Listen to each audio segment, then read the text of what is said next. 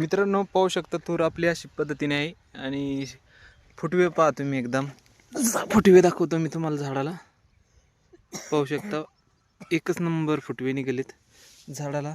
पहा, एकच खोडे, याला फुटवे पहा. आपण इथे शेंडा मारलेला आहे. एका झाडाला कमी कमी 6-7 फुटवे आलेत. आणि अशी तूर आहे आपली. आत्ताच आपण तुरीला कालच्याला खत पेरलंय. 9-24-24 आपण 2 एकरात 3 बॅग पेरल्यात. आणि त्यासोबत 1 गोणी विहिऱ्याची पेरली. अशा पद्धतीने आपण खत पेरणी केली आहे तुरीला आपल्या. आता यानंतर आपण तिला कोणचंच खत टाकणार नाही. एक दाणा आपण